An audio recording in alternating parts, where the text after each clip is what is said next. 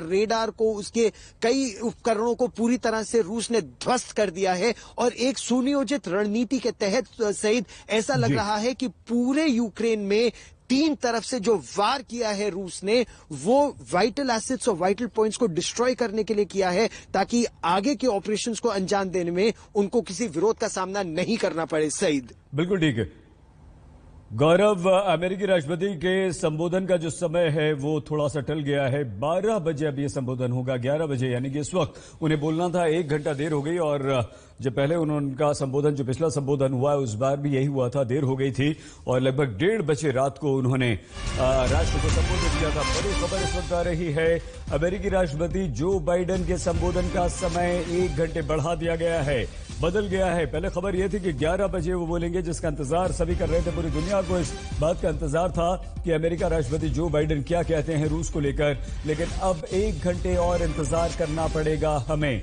यानी कि यूक्रेन संकट पर अब से 1 घंटे बाद रात 12 बजे, मध्य रात्रि 12 बजे जो बाइडेन बोलेंगे, संबोधन होगा उनका। अमेरिका का रुख क्या होता है? पिछले संबोधन में सिर्फ कुछ प्रतिबंधों के अलावा अमेरिकी राष्ट्रपति ने कुछ नहीं किया था, कुछ नहीं करा था। क्या अब जबकि फ्रांस के राष्ट्रपति, प्रधानमंत्री ने भी कई सारे प्रतिबंधों का ऐलान किया है, क्या यूक्रेन संकट पर जो बाइडेन आज जब बोलेंगे अब से कुछ देर बाद, तो वो कुछ सख्त प्रतिबंधों की बात कर सकते हैं? क्या दुनिया विश्व युद्ध की तरफ बढ़ रही है? 2 चीजें गौरव हम यहां पर आपसे जानना चाहेंगे। पहली तो ये कि व्लादिमीर पुतिन ने बस अब से कुछ ही देर पहले एक संबोधन में ये कहा कि हमारे पास कोई ऑप्शन नहीं थे, विकल्प नहीं थे, इसीलिए हमने हमला किया। हम हमला करना नहीं चाहते थे, हमने काफी इंतजार किया, 1 महीने से ज्यादा, लगभग 1.5 महीने का। और उधर राष्ट्रपति जो बाइडेन क्या आज सैन्य मदद या रूस के खिलाफ अपनी सेनाओं को लेकर खड़े हो सकते हैं? ऐसा कुछ हम सोच सकते हैं या नहीं? ऐसा लगता तो बिल्कुल भी नहीं है कि अमेरिका सैन्य सहायता करेगा। सैन्य सहायता जिस रूप में वो कर रहा है वो यही है कि $500 मिलियन की जावलिन मिसाइलें हो या और युद्ध का सामान हो, उपकरण हो, एम्यूनिशन हो, वो उसने अभी हाल के महीनों में दिया है। और अगर 2014 से बात करें तो 2014 से लेकर 2022 तक $2.5 बिलियन के हथियार अमेरिका ने यूक्रेन को सप्लाई किए हैं। इसके अलावा यूरोप के अन्य देश भी डिफेंसिव वेपन्स यूक्रेन को दे रहे हैं, ऑफेंसिव वेपन्स नहीं दे रहे हैं। हालांकि रशिया के राष्ट्रपति व्लादिमीर पुतिन ने साफ किया कि जो नेटो की exercises, North Atlantic Treaty Organization देशों की के युद्धाभ्यास यूक्रेन में चल रहे थे, जो मिसाइलें यहां तैनात हो रही थी, वो सब रूस के खिलाफ थी और वो उसकी अनुमति बिल्कुल नहीं दे सकते क्योंकि रूस की सुरक्षा को खतरा हो सकता है। इसीलिए उन्होंने इस ऑपरेशन को अंजाम दिया और इस ऑपरेशन को अब वो उस लेवल तक लेकर जाएंगे जब यूक्रेन को वो डीमिलिटराइज कर देंगे। ये बहुत स्ट्रॉन्ग टर्मिनोलॉजी है, बहुत कठोर शब्द है जो रूस के राष्ट्रपति व्लादिमीर पुतिन ने जिन शब्दों का इस्तेमाल किया कि वो सैन्य शक्ति खत्म कर देंगे यूक्रेन की। और ऐसा करने की शक्ति और क्षमता, वो उसका प्रदर्शन वो सीधे तौर पर कर रहे हैं जब 8-8 हेलीकॉप्टर रूस के कीव में लैंड करते हैं और कीव के सबसे महत्वपूर्ण, एक बहुत महत्वपूर्ण अहम एयरबेस को वो अपने कब्जे में ले लेते हैं। जब गौरव, आपकी हम पूरी बात सुने उससे पहले एक महत्वपूर्ण तस्वीर हम आपको दिखा रहे हैं। 2 जो तस्वीर आई हैं, ये प्रधानमंत्री नरेंद्र मोदी ने रूस के राष्ट्रपति व्लादिमीर पुतिन से जो अब से कुछ देर पहले बातचीत की है, 25 मिनट तक ये बातचीत हुई है। अपनी बात पूरी कीजिए गौरव।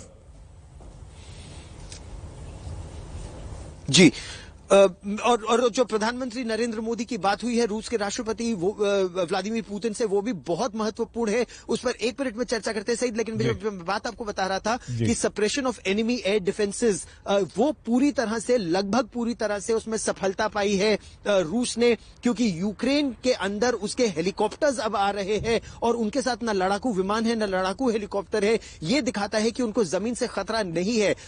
कई मेंबर्स ऑफ पार्लियामेंट यूक्रेन के जिनसे आज तक की सीधे बात हुई है, उन्होंने ऑन कैमरा, ऑन रिकॉर्ड बोला कि हमको नेटो से या यूरोप से या अमेरिका से जो मदद चाहिए वो एयर डिफेंस में चाहिए, क्योंकि हमारा एयर डिफेंस बहुत कमजोर है और इसी का फायदा रूस ने आज उठाया है।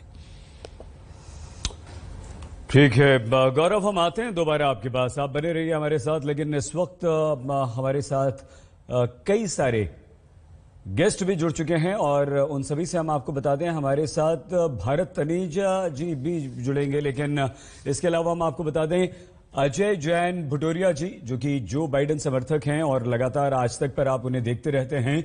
हमारे साथ retired lieutenant general Sanjay Kulkarni ji हैं और रक्षा विशेषज्ञ निशिकांत ओझा जी हैं, सामरिक मामलों के विशेषज्ञ। आप सभी को नमस्कार और सभी का बहुत स्वागत आज तक पर। हम ये समझने की जनरल कुलकर्णी कोशिश कर रहे हैं कि जो बाइडेन क्या आज कुछ ऐसा कहेंगे, ऐसा करेंगे जिससे यूक्रेन की वाकई मदद हो पाए, या सिर्फ एक बार फिर से वो सैंक्शंस की बात कर देंगे और वो सैंक्शंस के बारे में भी खुलकर नहीं बताएंगे कि क्या सैंक्शंस वो लगाने जा रहे हैं। सैयद, बात ऐसी है सर कि अमेरिका जो है वो कहे तो क्या करे, क्योंकि अमेरिका ने साफ शब्दों में कहा है कि वो यूक्रेन के अंदर कम से कम अपने सैनिक नहीं उतारेगा, क्योंकि अभी अफगानिस्तान में जिस प्रकार से उन्हें परेशानी हुई उसको देखते हुए वो सैनिक नहीं उतारेंगे और कोई भी ये नाटो देश नहीं उतारेंगे। क्यों? क्योंकि अभी तक जो यूक्रेन है वो नाटो का सदस्य नहीं है नहीं है, लेकिन उन्होंने एक ऐलान किया है कि उनके सैनिक नहीं उतरेंगे। ऐसे इसमें बूट्स ऑन ग्राउंड को देखते हुए पूरी की पूरी जो यूक्रेन की जो लड़ाई है यूक्रेनियंस ने लड़नी है, उनकी मदद के लिए कोई नहीं आएगा। सैंक्शंस की बात करेंगे, कोई एडवाइस करेगा, सब कुछ करने की कोशिश करेंगे। पुतिन अपनी तरफ से बोलते रहेंगे कि मेरे पास कोई विकल्प नहीं था, यही एक विकल्प है।